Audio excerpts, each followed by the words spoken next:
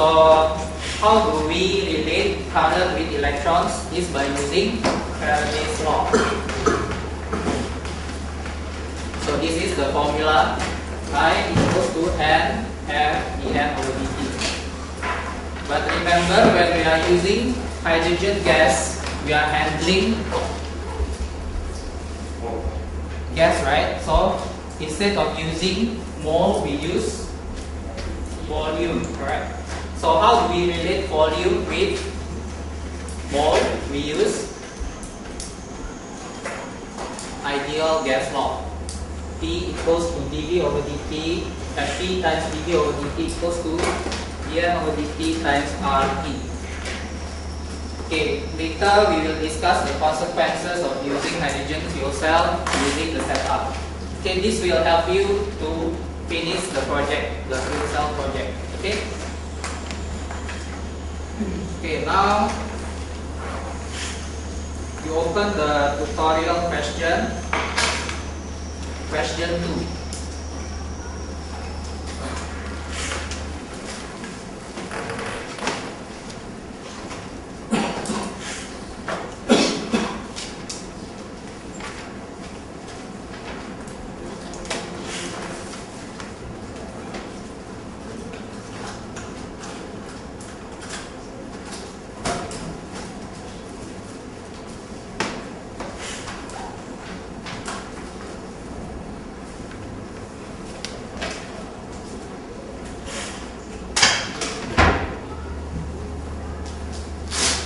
Okay, last week we already discussed question 1.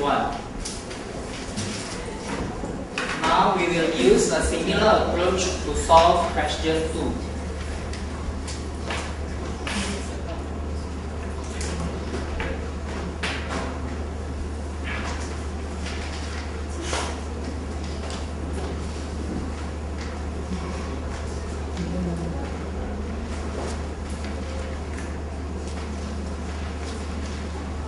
Okay, so what's the difference between question 1 and question 2? What's the difference?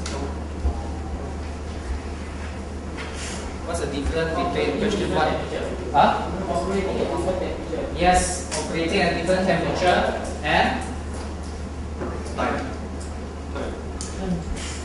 the flow rate of the hydrogen. Question 1 is 5 centimeter cube per minute. Question 2 is 10 centimeter cube per minute. Okay. So this question is asking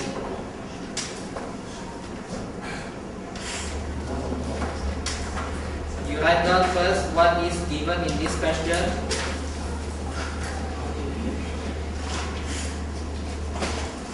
Firstly, we know that it is a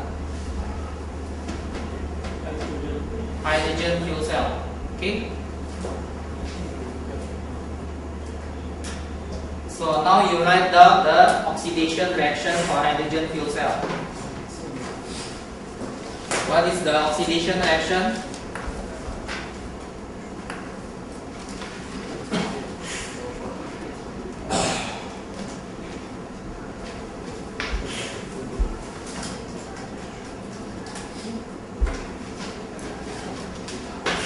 What is the oxidation reaction? It's the hydrogen plus oxygen equals to H2O. Is this correct? Is this the oxidation reaction? No. So what is the oxidation reaction? H2. Okay, form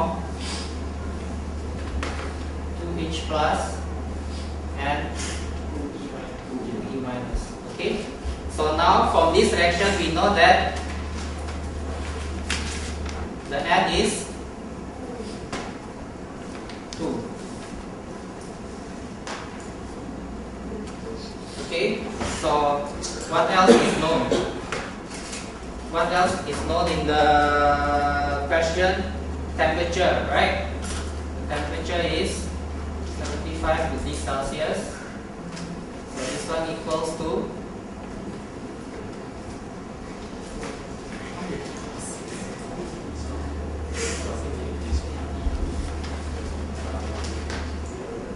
748 Kelvin, right? And then the pressure is 1 atm. Okay, and then we know that the hydrogen flow rate is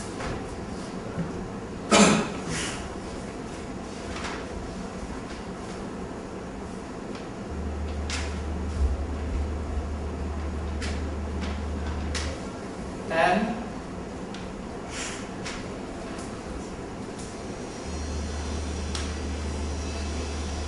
centimeter cube per minute.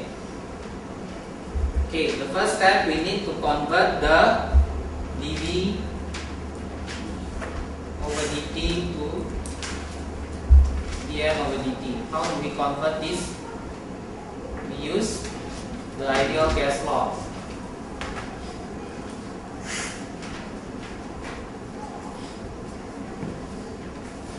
Okay, so the ideal gas law says that P times dV over dt equals to dN over dt times the R times the T. So dN over dt is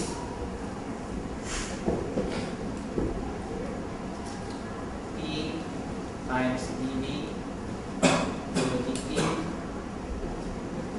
divided by the R. Okay, the R, you don't need to memorize the R. I will always give you the R. The R is 0.082 liter atm per mole Kelvin. Okay, now you calculate the dN over dt. Substitute all the parameters. The P is 1 atm. Remember, when you do the calculation, you need to include the unit at the same time, okay? 1 atm, and then the dV over dt is 10 centimeter cube per minute. The R is 0.082 liter atm mole Kelvin. Okay, and then the temperature is 348 Kelvin. Okay, now you balance the unit.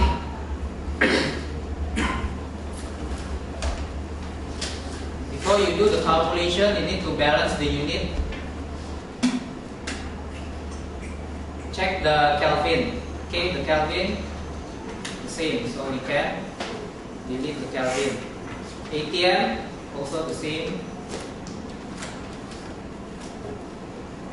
So we only have the liter, mole, centimeter cube, and minute. So how do we relate the liter with the centimeter cube?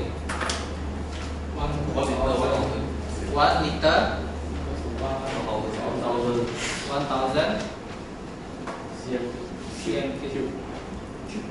Okay, so we put in this one.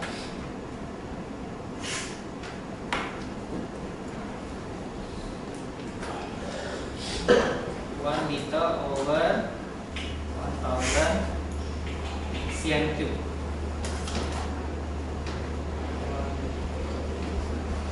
Okay, now we balance the unit again. The liter, the centimeter cube, centimeter cube. Okay, so we only have mole and minutes left. So this is the dN over dt. The unit of the dN over dt must be mole over time. Okay, so what's the final result? Can you calculate using your calculator?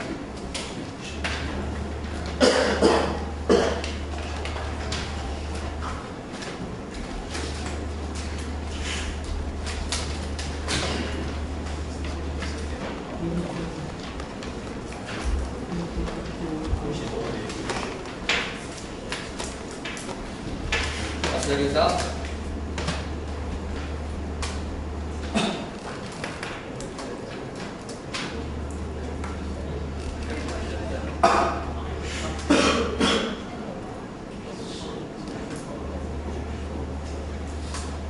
What's the result?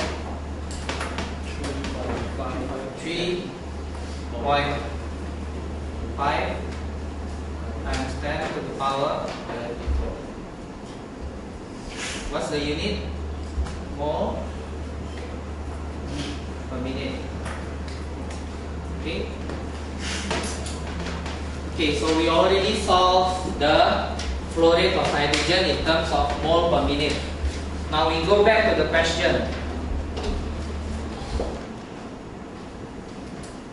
Okay, the question is asking how much current does the fuel cell produce and how many moles of hydrogen are consumed if the fuel cell runs for 72 hours. Okay, so we answer the first question first. How much current does the fuel cell produce? How do we calculate the current produced by fuel cell? We use the Faraday's law. Okay? So we use Faraday's law.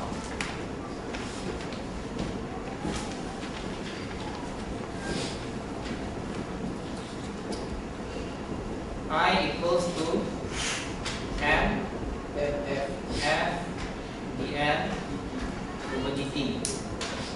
Okay. F is 96,500 coulomb per mole. Okay. And then we also know that the N is the number of electrons. The N is 2, right? This one, the one on top, N is equal to 2. So now you insert all these parameters. N equals to 2. The F is 96,500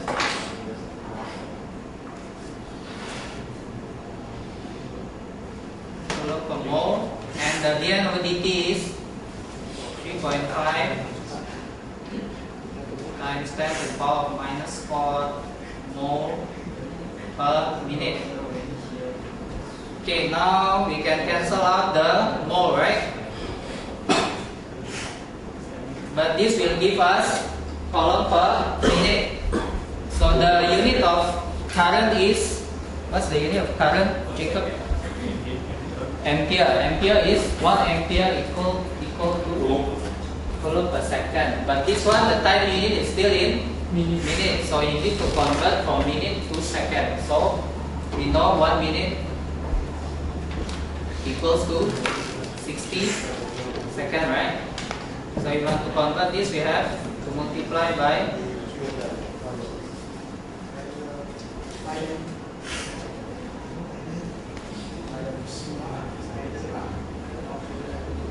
okay. So we can cancel out the minute. This will only give us the coulomb and second left.